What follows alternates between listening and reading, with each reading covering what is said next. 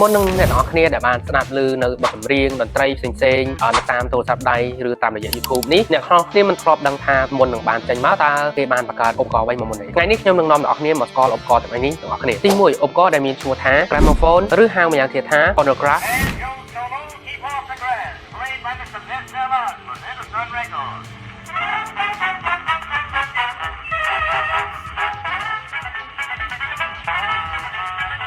ដែលគេបានបង្កើតឡើងនៅក្នុងឆ្នាំ1877មកដល់ឆ្នាំ1900ការបង្កើតដំបូងនោះគឺបង្កើតដោយលោក Thomas Edison ដែលរូបរាងរបស់វានោះគឺជាថា sponge ហើយមានបញ្ចូលដល់ពីលើដើម្បីបញ្ចេញជាសំឡេងហើយរូបរាងរបស់វានោះគឺមានរូបរាងធំហើយមានដូចជាត្រចៀកស្ដាប់ហើយនឹងជាបញ្ចេញសំឡេងផងដែរឧបករណ៍ទី2នោះគឺមានឈ្មោះថាកាសែត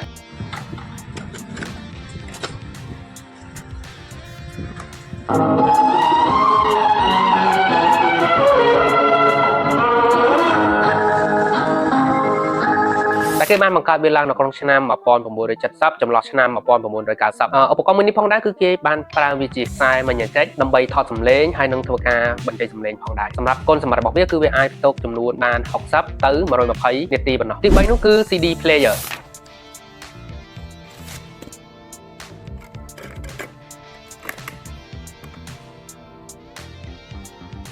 សម្រាប់ CD player នេះគេបានបង្កើតនៅក្នុងឆ្នាំ1980ដល់ឆ្នាំ2000សម្រាប់ CD ផងដែរគឺគេបានបង្កើតជាថាសមូលដែលប្រើជា laser ដែលវាមានទំហំ700 MB ដែលអាចផ្ទុកបទចម្រៀងបាន10បទទៅ20បទសម្រាប់ CD នេះផងដែរគឺវាមានសមត្ថភាពបញ្ចេញសំឡេងបានច្បាស់ជាងកាសែតហើយនិងឧបករណ៍ gramophone ទី4គឺ VCD ឬក៏ហៅម្យ៉ាងទៀតថា DVD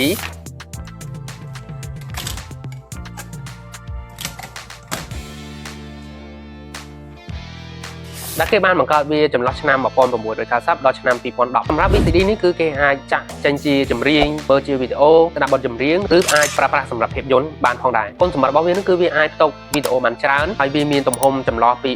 4.15 GB រហូតដល់ 8.5 GB ផងដែរសម្រាប់ទី5នោះគឺ MP3 សម្រាប់ MP3 នេះគឺគេបានបង្កើតវានៅក្នុងឆ្នាំ2000ដែលគឺជាឧបករណ៍ដំបូងដែលអាចប្រើប្រាស់ជាមួយ memory card ហើយសម្រាប់ចំនួនហ្នឹង memory card ដែលមានទំហំតូចបំផុតគឺ512 MBហើយ memory ដែលធំបំផុតនោះគឺ8 GB ដែលវាអាចចាក់បទចម្រៀងបានរាប់ពាន់បទនៅក្នុងឧបករណ៍ MP3 player មួយនេះទី6ចាប់ពីឆ្នាំ2010រហូតមកដល់បច្ចុប្បន្ននេះគឺជា smartphone ជាមួយនឹង memory card ដូចទាំងអ្នកនរគ្នាបានដឹងចឹងសម័យបច្ចុប្បន្ននេះគឺទូរស័ព្ទសឹងតែមាន memory មកជាមួយទូរស័ព្ទតែម្ដងដែលវាអាចផ្ទុកបទចម្រៀងឬក៏វីដេអូផ្សេងៗបានរាប់ម៉ឺនបទហើយចន្លោះពីទំហំឥឡូវនេះវិញគឺមានចាប់ផ្ដើមពី 64G រហូតដល់ 2T ឯណោះហើយសម្រាប់គុណសម្បត្តិរបស់វាវិញគឺវាមានសមត្ថភាពផ្ទុកនៅរូបភាពវីដេអូឬការថតសំឡេងអ្វីផ្សេងៗហ្នឹងហើយអ្នកនរគ្នាយល់យ៉ាងណាដែរចំពោះឧបករណ៍ទាំង6មុខនេះតើអ្នកនរគ្នានៅតន់នៅឧបករណ៍មួយណាខ្លះសូមខមមិនសំណួរខាងក្រោម